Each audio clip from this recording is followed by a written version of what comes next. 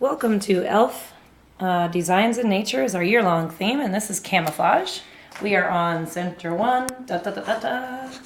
Okay, so Center 1. A resource before your class would be great to study on the Mitchell PTA website, which is mitchellpta.org. Besides watching our lovely videos, there's background information. This goes into detail what I'm going to cover, hopefully briefly and not bore you to death. But this is a great handout for information about what you're going to cover in Center 1, and really kind of all of the centers. So to start out with Center 1, we're calling this one Hard to See. And the objective is to illustrate the different types of camouflage used by animals and insects.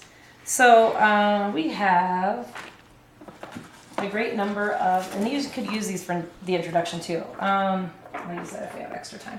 So this one just talks about the different kinds of camouflage, and we also have a key here, which I'll explain in a minute. But there's several beautiful handouts of how animals use camouflage in the wild.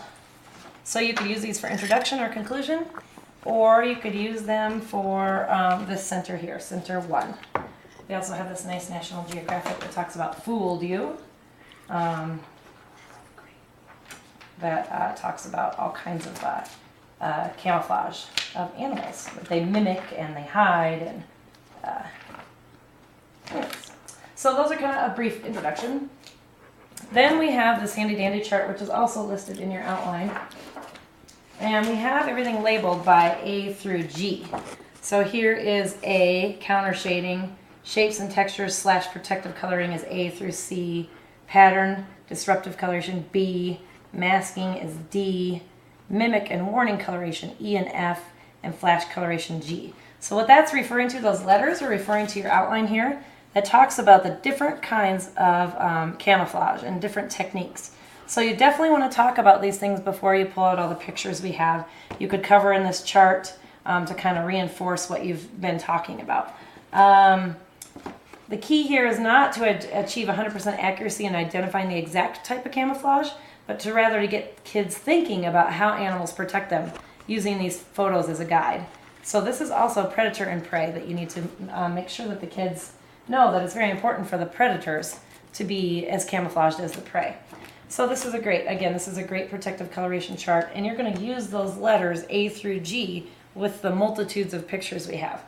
So in this envelope, we're going to have laminated pictures depicting different camouflage types. Again, we've handily listed A through G for you on here.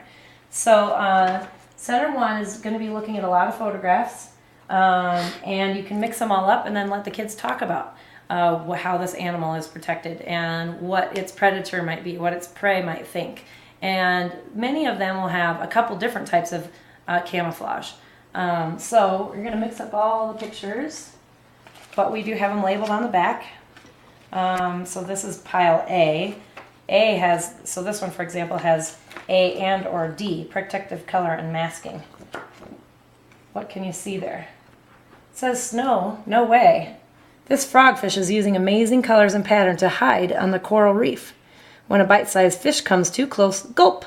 The frogfish will snatch it with its huge frog-like mouth. So it's very difficult to see this frogfish.